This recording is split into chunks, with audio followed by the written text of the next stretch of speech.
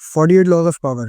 Social intelligence की दुनिया में अगर आपको सिर्फ एक बुक पढ़नी है तो आई वुड रिकमेंड कि आप 48 लॉज ऑफ पावर पढ़ें। किसी का साइकोलॉजी में इंटरेस्ट है, कोई सेल्फ हेल्प की दुनिया में स्टार्ट करना चाह रहा है, उसको एक बुक सोच रहे कौन सी बुक मैं कंसिडर करूँ। 48 laws of power is a game changer. 48 laws of power personally मेरी वन ऑफ माई फेवरेट भी है। लोग इसको थोड़ा सी ट्विस्टेड भी कहते हैं, ट्विस्टेड इस वजह से कहते हैं इसको कि इसमें थोड़ा सा कंटेंट है जो कि अनएथिकल है, लेकिन आई वुड से कि देखिए, हर चीज़ एक टूल की तरह होती है। It really depends on how you use it. आप इसे किस तरह इस्तेमाल करते हो, किस तरह देखते हो। तो इसमें जो इन्फॉर्मेशन है इट्स लाइक टाइमलेस और इट्स वर्थ रीडिंग। ये बुक कुछ कुछ ही वो ऐसी बुक्स होती हैं जिनको आप मल्टीपल टाइम स्टडी करते हो, और 48 लॉज ऑफ पावर उन बुक्स में से है जिसको आप मल्टीपल बार पढ़ना चाहोगे और हर बार कुछ ना कुछ नया इसमें से फाइंड आउट करोगे। जैसे इसका लॉ नंबर 13 है, it's one of my favourite, के when asking for help appeal to self interest not to their gratitude और मर्सी। मतलब आप किसी से अगर कोई मदद मांग रहे हो तो उसको ये बताओ इसमें उसका क्या फ़ायदा है। सही है। इस तरह काजिम भाई तो माशाल्लाह इनकी शादी हो गई है, लेकिन कभी कभी रिश्ता लेने जाते हैं तो अगर ये बोलेंगे मुझसे शादी कर लो या फिर बस मैं आपके लिए सबसे अच्छा हूँ, तो पता नहीं हो जाए शायद ना भी हो, लेकिन अगर काजिम भाई बताएंगे आप मेरी दुनिया में आने से आपका क्या क्या फ़ायदा है, तो आपके चांसेस बढ़ जाएंगे। तो लॉ नंबर 13 हो गया। इस तरह इसमें 48 लॉज हैं। हर लॉ मतलब एक आपको एक नया पर्सपेक्टिव देता है, नई तरीके से दुनिया देखने को बताता है। तो काजिम भाई आप कुछ इसका ऐड करना चाहेंगे 48 लॉज ऑफ पावर में, क्योंकि आपकी भी काफ़ी इसमें फाइंडिंग रही है, काफ़ी आपने बुक की है, सर्चिंग की है, और कोई ऐसा लॉ होगा जो आपको हिट किया हो, शेयर करना चाहेंगे ऑडियंस के साथ। यार लॉ तो वैसे बहुत सारे हैं। अब कितने ज़्यादा लॉ पे बात करें, हम पहले से ही शुरू करते हैं फिर तो। यार हमारे कॉर्पोरेट वर्ल्ड में या हर जगह के ऊपर ये होता है कि जो हमारा जो मैनेजर होता है, अगर हम देखते हैं कि हम अच्छा परफॉर्म कर रहे होते हैं तो उसको क्या होना शुरू हो जाता है, एंजाइटी होना शुरू हो जाती है, उसको खौफ होना शुरू हो जाता है कि क्या ये मेरी जगह तो नहीं ले लेगा, क्या ये मुझे हटा तो नहीं देगा, क्या ये मुझे बंदे रिप्लेस तो नहीं कर देगा, क्या जो मेरा नाम था क्या ये मेरा नाम खराब तो नहीं कर देगा। जैसे कि इस किताब के अंदर जो है वो गैलीलियो का ज़िक्र मौजूद है। तो गैलीलियो जो है वो आपको पता है कि साइंटिस्ट है। तो साइंटिस्ट का नाम हमेशा ऊपर होता है, हुक्मरान के नाम हमेशा नीचे होता है। तो हुक्मरान को डर लगा रहता है कि क्या ये साइंटिस्ट कल को मेरे खिलाफ बगावत ना कर दे। क्यों? क्योंकि इसकी आवाम में मकबूलियत है। तो लेकिन गैलीलियो आपको पता है कि आवाम में तो मकबूलियत तो है, लेकिन उसके पास पैसे तो नहीं है, फंड्स तो नहीं है। तो वो करता क्या है? वो क्या करता है कि मास्टर के सामने आउटशाइन करने के बजाय, यानी मास्टर के सामने अच्छा देखने के बजाय, इसके जब ये बात करता है कि ये 17वीं सेंचुरी की बात है कि ना, एक वहाँ पे 17वीं सेंचुरी के अंदर कॉस्मोस करके जो है ना एक बादशाह था, जो उसकी तख्तपोशी हुई थी। तो वो क्या कहते हैं कि जिस दिन उसकी तख्तपोशी हुई थी, उसी दिन ही गैलीलियो ने 4 चाँद जो है वो दरियाफ़्त किए थे, जो कि मुश्तरी के गिर्द चक्कर लगाते। तो गैलीलियो ने कहा कि ये मुझे जो है वो आपकी तश्तपोशी के दिन ही दरियाफ़्त हुए थे, और मैं इसका नाम आपके नाम पर कॉस्मोस रख रहा हूँ। तो बादशाह जो है वो इसके बाद तो इसके बाद सनद तो मौजूद थी कि लोग तो उसको कबूल तो कर रहे थे, लेकिन आसमानी सनद भी आ गई कि आसमान से भी इसके इसके बादशाह बनने की वजह से आसमान में भी चीज़ें नज़र आना शुरू हो गई। आसमान ने भी अपने जवाहिर दुनिया के सामने शो करना शुरू कर दिए। तो क्या हुआ कि बादशाह ने जो है वो उसको अपना सरकारी वज़ीर बना दिया, सरकारी फ़लसफ़ी बना दिया, और उसके सामने मराहत खोल दिए। अगर ये ऐसा नहीं करता तो उसके सामने क्या होता? उसको बंद कर दिया जाता, उसको जेल में डाल दिया जाता, उसके सामने जो है वो बहुत ज़्यादा ज़ुल्म-ओ-सितम किया जाता। इसी तरीके से जो है वो एक बड़ा ज़बरदस्त सा मौजूद है कि पाकिस्तान के अंदर हम देखते हैं ना कि अरशद नदीम का जो उसने जैवलिन फेंका था, तो रिकॉर्डिंग आ रही थी टीवी पे, सर आपका तो विज़न है। अरशद नदीम ने कुछ बोला नहीं इसके ऊपर। कौन-सा विज़न? मैं बोला पैसे ही नहीं थे जैवलिन खरीदने के, मैं बोला आप लोगों ने फंड ही नहीं किया, उसने कुछ नहीं बोला। जब उसने वीडियो वो चल गई, आपका विज़न था, फिर क्या किया हुकूमत ने करोड़ों रुपए उसको दिए। वो गाड़ी लाके दी, और उसका नंबर भी वही था जो उसने जो शॉट लगाया था हुकूमत की तरफ से। हुकूमत ने जब देना शुरू हुआ तो बैंक्स ने, मल्टीनेशनल कंपनीज़ ने, तो हुकूमत ने इसको पाबंद नहीं किया। हुकूमत ने क्रेडिट ले लिया, प्लस उसको मराद भी दी। अगर वो हुकूमत के खिलाफ हो जाता कि यार मुझे तो हुकूमत ने कोई फंड ही नहीं किया, इस तरीके से मेरे से कोई एक बयान दे देता, फिर क्या होता कि हुकूमत की तरफ से उसको मराद मिलते? नहीं मिलते ना। वो जो पैसे मिले उससे वो उसको फंडिंग कर रहा है, उससे जो है अपने अपना खेल खेल रहा है, लोगों को जो इंटरेस्ट हो रहा है वो उनको ट्रेन कर रहा है, तो बहुत अच्छा काम कर रहा है। इसी तरीके से एंड्रू कार्नेगी का एक ज़िक्र आता है इसके अंदर, कि जो है वो थिंक टैंक ग्लोरियस में मैंने पढ़ा था कि एंड्रू कार्नेगी को जो है वो एक ठेका चाहिए था उस ज़माने के जो है वो जो उस ज़माने का जो वहाँ पे जो वो क्या बोलते हैं उसको मिनिस्टर, हाँ, सॉरी। मिस्टर हाँ, एंड्रू कार्नेगी का उस ज़माने का मिनिस्टर था, उस मिनिस्टर के नाम पे उसने एक ही पूरे के पूरे कारखाना खोल दिया। उस कारखाने का नाम उस मिनिस्टर के नाम पे रख दिया। उस मिनिस्टर वो इतना खुश हुआ कि मेरे नाम के ऊपर तूने जो है ना अपना सारा का सारा जो है ना अपना कारखाना खोल दिया। अब वो मिनिस्टर ने क्या किया, मिनिस्टर के पास इख्तियार था। उसने उसको क्या किया, नवाज़ना शुरू कर दिया, कॉन्ट्रैक्ट्स देना शुरू कर दिया। तो बज़ाहिर तौर पे कुछ काम निकलवाने के लिए ये काम करना पड़ता है। तो मेनली किन तुम शायद उससे ज़्यादा अच्छा ऐड कर सकते हो, never outshine your master. Never outshine your master मतलब यही है कि भाई जो आपसे वो सुपीरियर है, इनको कभी भी आपने ये फीलिंग नहीं दिलानी कि भाई मैं आपको रिप्लेस कर दूंगा या मैं आपसे बेटर हूँ, क्योंकि अगर आप उन्हें ये फीलिंग दिलाओगे तो वो एटलीस्ट आपको फारिग कर देंगे, क्योंकि उनको लगेगा थ्रेट है आप। इस तरह शेर अपने जो कब्ज होते हैं, मेल कब्ज होता है, उसको खुद मार देता है, उसको पता है मेरा तख्ता उलट जाएगा। तो नेवर आउटशाइन योर मास्टर, ये लोग इनसिक्योर हैं, आपको उनकी इनसिक्योरिटी को ये माइंड में याद रखना है कि लोग इनसिक्योर हैं, आपको इनसिक्योर फील नहीं कराना, स्पेशली जब आप लर्निंग फेज में हो, क्योंकि आपको सिखाएंगे ही नहीं और आपको सीखना है। पहले तो आपको सीखना है ना, पहले मतलब आपको एटलीस्ट कुछ, आई वुड से कि जब आप किसी के अंडर काम कर रहे हो, वहाँ पे आप 100 बातें सुनो, और जब आपसे पूछा जाए फीडबैक तो फिर बोलो, बगैर वजह, बगैर किसी वजह की फीडबैक दोगे वो आप पे भारी पड़ सकता है। तो इसी तरह चलें हम नेक्स्ट लॉ पे चलते हैं। एक और लॉ, इसका लॉ नंबर 16, वो भी मेरा बहुत फेवरेट है। Use absence to increase respect and honour. ये आप लोगों ने देखा होगा कि भाई जो हमारे कज़न या फिर बहन भाई अगर बाहर चले जाते हैं, शिफ्ट हो जाते हैं, जब वही बहन भाई घर में वापस फिर से आते हैं तो उनको एक वीआईपी प्रोटोकॉल मिलता है। तो ये इसने ये बात बोली है कि भाई जो चीज़ बिल्कुल आम होती है ना, हर वक्त दिख रही होती है, या आप दोस्त हर वक्त दिख रहे हो, इजीली अवेलेबल हो, चाहे वो कमोडिटी हो चाहे वो इंसान हो, उसकी वैल्यू नहीं रहती। तो अपनी वैल्यू बना के रखने के लिए आपको, कहते हैं ना, अपने आप को, डिमांड सप्लाई को अपनी थोड़ा सा इसको इक्विलिब्रियम मैनेज करना होगा, कि आप हर वक्त मैसर ना हो, 24 घंटे आपको कुछ फ़ोन कर रहा है, कॉल कर रहा है, अपने आप को वैल्यूबल बनाए। वो जिस तरह एक डायलॉग भी है ना, इंसान बड़ा तब बनता है जब बड़े लोग उससे मिलने का इंतज़ार करते हैं। आई थिंक ये कोई मूवी है इमरान, जिसका नाम याद नहीं आ रहा, क्या कहते हैं, तो यही है कि भाई आपको अपनी वैल्यू बनानी पड़ती है। हर वक्त आप अवेलेबल रहोगे, रेडिली अवेलेबल हो, आपको दोस्त कॉल कर रहे हैं तो आपको लोग फारिग ही समझे। भाई आपको अपनी लाइफ ऐसी बनानी है भाई कि आप खुद बिजी रहो, क्योंकि आप हर वक्त अगर अवेलेबल हो तो आप में कोई मसला चल रहा है, आपकी लाइफ में मसला चल रहा है, और लोग आपकी वैसे भी वैल्यू नहीं करेंगे। फारिग इंसान की वैसी वैल्यू नहीं होती है। आप बिजी रहोगे, आपके अल्फाजों की वैल्यू भी होगी और आपके एक्शंस की वैल्यू भी होगी।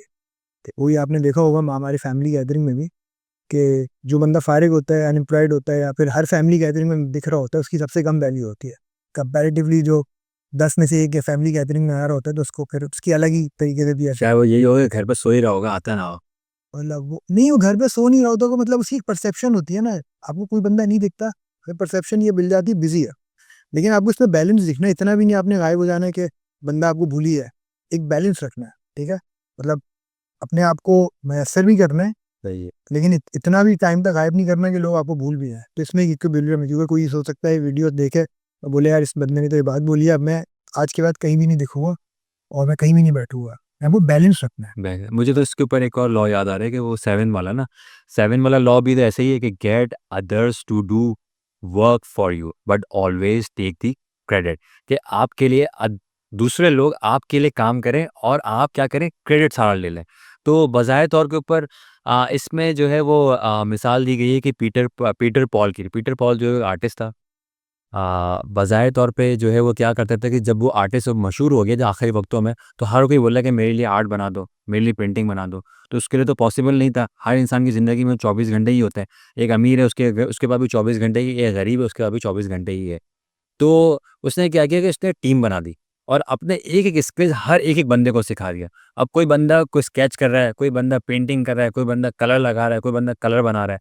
तो जो भी गेस्ट आता है उसको देखने के लिए, तो क्या करता है, हर जगह जाता है, थोड़ा-थोड़ा काम करना शुरू कर देता। तो लोगों को लगता है यार एक वक़्त में एक साथ इतनी सारी पेंटिंग्स बना रहे हैं, तो लोग उसकी पेंटिंग खरीदते चले आते हैं। तो इससे जो है वो इसने बहुत ज़्यादा पैसा भी बना लिया।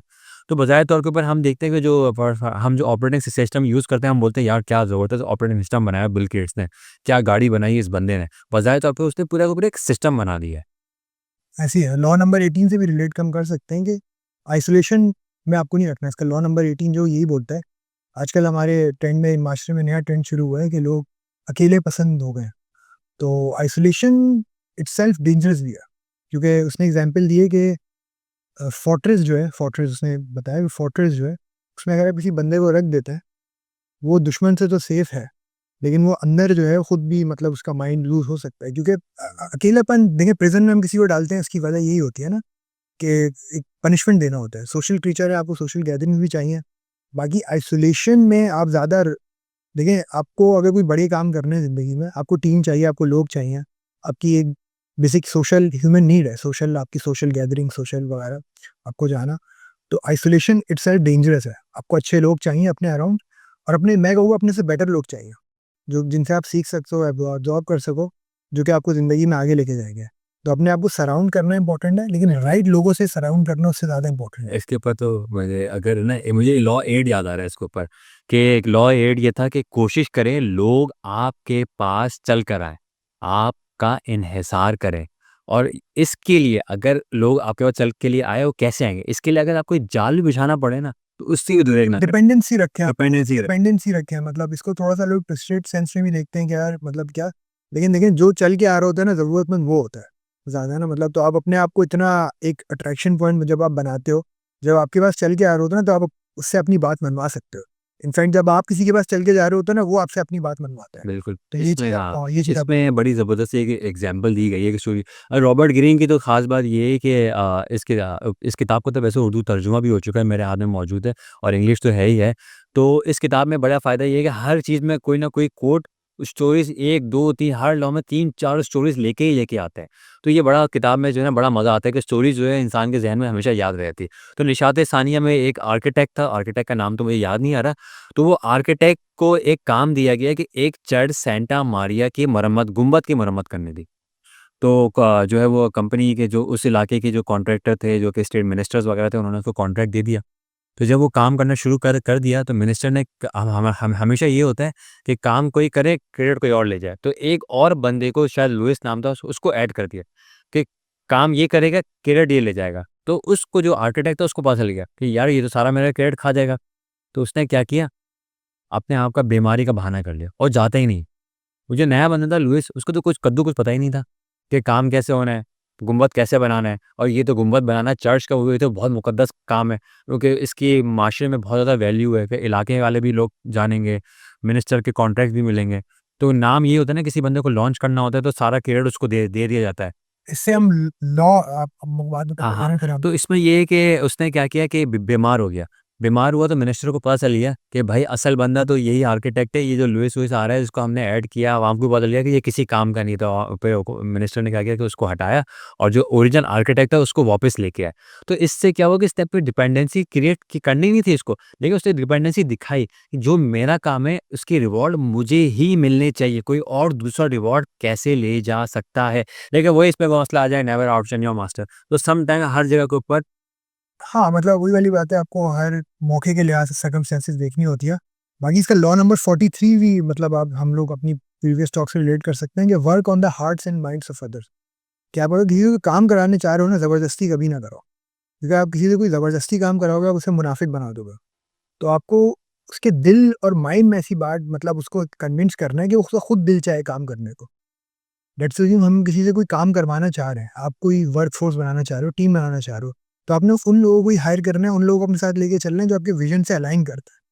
किसी को आप ज़बरदस्ती काम कराओगे हंटर की बेसिस पे, तो वो आपको मतलब कहते हैं ना, वो फिर घड़ी देखता रहेगा, वो घड़ी देखेगा जैसे ही टाइम होगा बाहर चला जाएगा। बिल्कुल ऐसा ही है। तो work on the hearts and mind of others, मतलब आप अगर कोई टीम बनाना चाह रहे हो, या इनफैक्ट आप अपने घर में फैमिली मेंबर्स को इंस्पायर करना चाह रहे हो, तो आप उनको सबकॉन्शियसली उन पे काम करो। डायरेक्टली किसी को हंटर की बेस पे या फिर गन पॉइंट की बेस पे आप कोई काम कराओगे ना, उसका एंड रिजल्ट अच्छा नहीं होगा। बिहाइंड द डोर्स वो आपके खिलाफ ही होगा, और वो आगे जाके बैकफायर ही हो जाएगा। क्योंकि आपने देखा होगा जितनी भी डिक्टेटरशिप हुई है, एंड में वो डिक्टेटर को मार देती हैं, या तो कुछ मसले मसाइल होते हैं, मतलब कोई ना कोई ब्लड शेड होता है, मसले मसाइल होते हैं। मतलब आपने डिक्टेटरशिप हमेशा एक फेलियर रहा है, और आगे भी रहेगा। क्योंकि इवेंचुअली सूनर और लेटर, आज नहीं 50 साल 100 साल बाद लोगों ने रिवॉल्ट करना है। लेकिन जब आपकी पूरी कौम एक मतलब कहते हैं ना, अपने उनका दिल और दिमाग एक बंदे के साथ अलाइन हो रहा होता है, फिर वो बंदा जो काम कहेगा लोग उसके साथ खड़े हैं। जिस तरह पुतिन है रशिया में, वो लोगों के दिलो दिमाग में बैठा हुआ है। सही है, कब से बैठा हुआ है वो रशिया में, और आई थिंक आगे भी उसके कोई चांसेस नहीं, जब तक वो जिंदा है रशिया में मेरे ख्याल से किंगशिप का ही माहौल रहेगा। लेकिन उसने अपना, आप डर कह लें, मोहब्बत कह लें, लोगों में बिठाई है, तो वो रशिया को रूल कर रहा है और रूल करता रहेगा। तो यही स्ट्रेटेजी होनी चाहिए, चाहे आपको मुल्क फतह करना है, चाहे आपको लोगों को फतह करना है। इस पे तो मुझे एक लॉ याद आ रहा है कि ना, law number 9, win through your action never through your argument, के अपने एक्शन से जो है वो लोगों को वैसे ही है, एग्जैक्टली, बिल्कुल आपने सही कॉम्प्लीमेंट किया, बिल्कुल इसको ही कॉम्प्लीमेंट आपने बिल्कुल सही किया। मैं इस पे जो ना बड़ी इसी किताब में जो ना एग्जांपल है कि क्रोशॉफ जो है वो स्टालिन के ज़माने में था। तो वो उसके स्टालिन के बाद जो है वो स्टालिन की पॉलिसियों के खिलाफ बात कर रहा था एक प्रेस कॉन्फ्रेंस में। तो किसी ने कहा, जब स्टालिन ज़िंदा था, जब स्टालिन के साथ आप काम किया करते थे, उस वक़्त आपने ये एतराज़ात क्यों नहीं किए? स्टालिन की पॉलिसियों के खिलाफ आप क्यों नहीं गए? तो उसने, क्योंकि क्रोशॉफ का वो भरम था, क्रोशॉफ ने बोला, किसने ये सवाल मुझसे किया? कौन है वो? खड़ा हो जाए। तो किसी की हिम्मत नहीं हुई सहाफ़ी की कि खड़े होके कहे कि ये मेरा सवाल था ये। उसने बोला, उस वक़्त भी ना मेरे साथ भी यही था कि उस वक़्त भी हिम्मत नहीं थी इस चैनल के सामने जो है मैं अपनी ज़बान खोल सकूँ। तो अमल करके, एक्शन से बताया कि भाई जो है अपनी आर्गुमेंट से बात करके, टॉक करके नहीं बताया। इसके ऊपर एक और 1 मिनट अगर तुम्हारी कहानी ले लूँ, इसके ऊपर इसके ऊपर क्रिस्टोफर कोलंबस की एक मिसाल है। क्रिस्टोफर कोलंबस की मिसाल ये थी कि जब जो है वो उसने कहा कि मुझे हिंदुस्तान जाना है, हिंदुस्तान से जो है मैं बहुत ज़्यादा सोना-चांदी लेके आना चाहता हूँ, और जो ताकि हमारे जो इंग्लैंड है जो कि गुर्बत में है और जो है वो अफ़लास में रह रहा है, उसको बहुत माल और मता आ जाए, और जो है वो ये कैसे होगा? तो उसने, लोगों ने कहा कि भाई हिटलर, सॉरी, इसको क्रिस्टोफर को, कि भाई तुम तो बच्चे हो, तुम्हें तो कुछ आता ही नहीं, तुम्हें क्यों भेजे? तुमने ऐसा क्या किया है? तुम्हें तो कोई सफ़र किया ही नहीं है बहुत ज़्यादा। इतना बड़ा लंबा सफ़र किया, तुम्हें इतने ज़्यादा पैसे दे दिए जाए, इतने सारे जहाज़ दे दिए जाए। तो वहाँ पे सारे के सारे जो सेलर्स बैठे हुए थे, क्रिस्टोफर कोलंबस कहता है, "ये मेरा अंडा है ना, मैं तुम सबको चैलेंज देता हूँ, इसको सीधा खड़ा करके बताओ, ऐसे करके खड़ा करके बताओ।" तो सबने कोशिश ये की, बोले, "यार ये तो हम नहीं कर सकते यार, ये तो हो ही नहीं सकता, ये तो पॉसिबल ही नहीं है।" तो क्रिस्टोफर कोलंबस कहता है, "मैं करके दिखाऊँ?"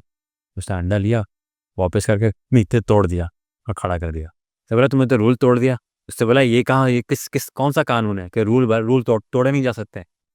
एक्स्ट्रा ओवर द एज जा ही नहीं सकता, ओवर द काउंटर जा ही नहीं सकता। जो लिखा हुआ है वो रूल रहेगा, 2+2 2 रहेगा, 4 नहीं रहेगा, 5 नहीं होगा।